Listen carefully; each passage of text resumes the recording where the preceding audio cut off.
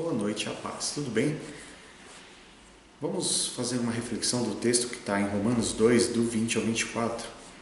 E antes de ler, eu queria colocar um panorama para você.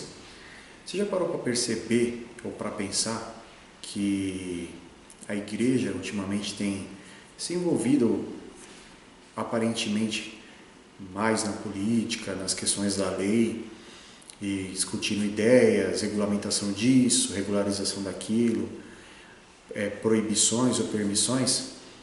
E tem uma coisa que eu queria deixar na sua mente, no seu coração, para que o Espírito Santo pudesse te convencer. Eu acredito que a igreja tem um papel fundamental na sociedade, sim, não sou contra. Não sou contra nada daquilo que eu vou falar aqui. Porém, eu acredito que existe uma maneira certa de se fazer as coisas. Vamos ler o texto? Romanos 2, do 20 ao 24. Instrutor de nécios, mestres de crianças, tenhas a forma de ciência e da verdade na lei. Tu, pois, que ensina a outro, não te ensinas a ti mesmo? Tu que pregas que não se deve furtar, furtas? Tu que dizes que não se deve adulterar, adulteras? Tu que abominas os ídolos, cometes sacrilégios? Porque, como está escrito, o nome de Deus é blasfemado entre os gentios por causa de vós.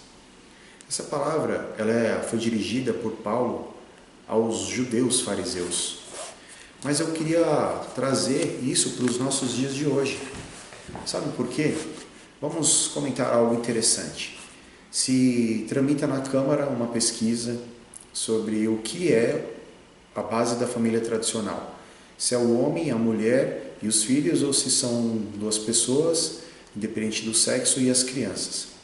Aí eu pergunto para você, as pessoas que lutam pelo núcleo familiar tradicional dão bom testemunho? Será que essas pessoas que lutam para formar uma opinião de que a família ideal é a família que ele defende, será que ele realmente defende essa família dentro de casa? Aqui a palavra fala, você que ensina que não se deve adulterar, adulteras, então como pode um cara defender o núcleo familiar tradicional, sendo heterossexual, se ele, como heterossexual, não dá um bom testemunho? Talvez um homossexual dê melhor testemunho que ele. A palavra diz bem claro, por causa de vós, o nome de Deus é blasfemado entre os gentios. E não é isso que se fala? Como é que esse cristão aí pode falar uma coisa dessa? Como é que o cara vai defender a lei ou contra a legalização das drogas, só que ele está envolvido em drogas? Como que ele vai defender o núcleo da família se a família dele é toda desestruturada? O cara vive entrando em divórcios, mudando de família. Como é que ele vai defender algo da qual ele não é uma boa testemunha? Um bom testemunho? As pessoas elas olham muito para a vida de alguém que defende ideais, para ver se ela vive os ideais. E nós, como cristãos, devemos parar para pensar, será que essas marchas para a corrupção são reais ou são hipócritas? A pessoa marcha contra a corrupção, só que ela compra habilitação, fura a fila, ela se propõe a esquemas de corrupção, faz coisas piores, sonega impostos, não dizima, não dá ofertas, deixa o seu irmão passando fome. Fala-se de acolher, por exemplo, agora, nas últimas semanas, falaram sobre o menino sírio que apareceu numa praia turca.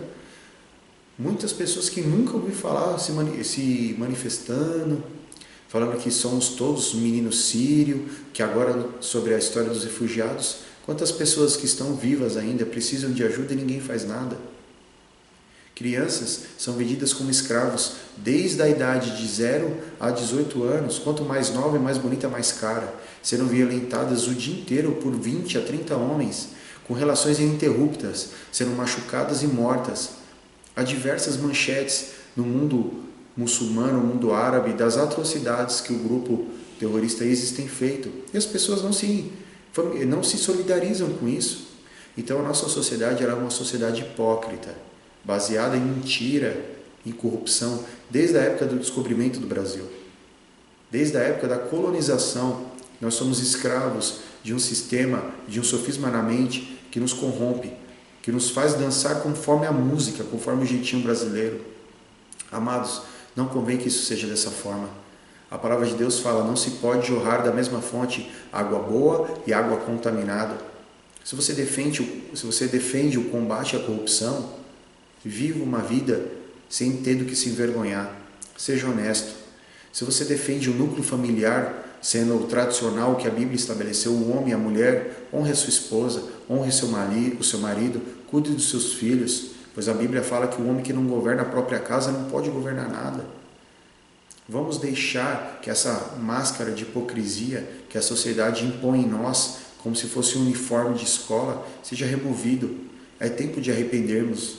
Se nós não nos arrependermos, esse país será entregue aos planos do inimigo. O Brasil só será um dia alvo da graça e das bênçãos do Senhor o dia que essa nação se arrepender. Nós devemos ser realistas. O país não está bem. E muito disso é porque nós, como igreja, somos fracos. Não somos participantes e temos deixado muito a desejar. Pois o mesmo cristão que julga um ímpio em adultério é o que olha uma mulher na rua. Olha as suas partes íntimas. Como pode uma situação dessa, amados? A mesma mulher que fala da pastora é a que fofoca da igreja, é a que trai o marido no serviço.